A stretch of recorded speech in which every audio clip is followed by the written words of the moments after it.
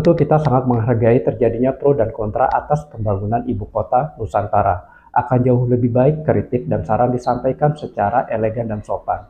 Kata-kata kasar tidak akan mengubah situasi dan kondisi untuk kebaikan. Biasakanlah menghargai diri sendiri sehingga kita dapat menghargai jeripayah orang lain. Otorita Ibu Kota Nusantara saat ini tengah menyelesaikan tahap kedua pembangunan Ibu Kota Nusantara atas sarana legislatif dan yudikatif. Diperkirakan sarana legislatif dan yudikatif akan rampung pada media tahun 2028.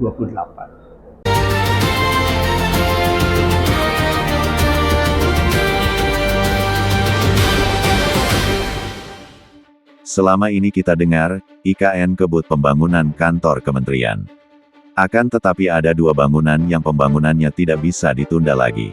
Gedung Legislatif dan Yudikatif, yang terdiri dari gedung DPR, DPD, MPR, Mahkamah Agung, MK dan KY. Mengapa harus dikebut sekarang? Karena tanpa ketiga pilar tersebut, IKN belum dapat disebut sebagai ibu kota yang utuh. Dan targetnya adalah fase 1 harus siap sebelum 2028.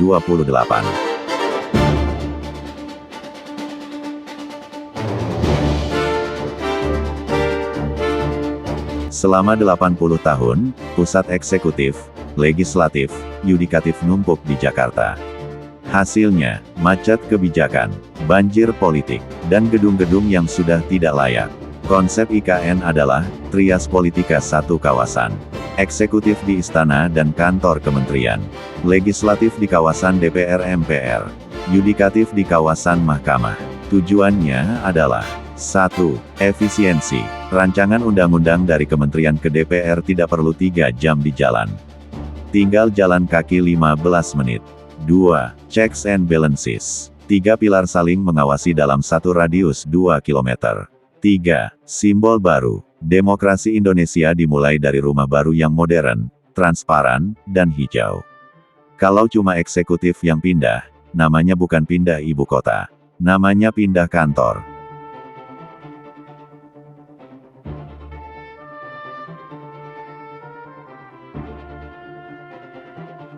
Kawasan inti pusat pemerintahan, KIPP Barat.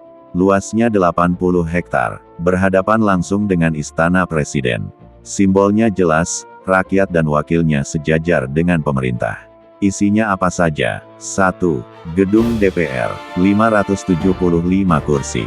Desainnya, rumah rakyat. Atapnya terbuka ke ruang publik.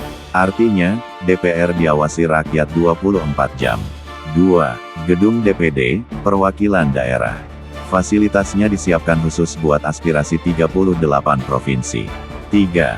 Gedung MPR, gedung sidang paripurna gabungan, kapasitas 1000 orang. Jadi tempat pelantikan presiden. 4. Museum Demokrasi dan Ruang Publik. Agar warga bisa datang, belajar, dan ngawasin langsung. Konsep arsitektur. Temanya, gotong royong dan kearifan lokal. Atapnya terinspirasi dari rumah Lamin Kalimantan. Dindingnya banyak kaca agar transparan. 100% energi hijau. Tidak ada AC sentral boros. Memakai ventilasi alami. Target groundbreaking, akhir 2026. Target fungsional, 2028 untuk sidang pertama.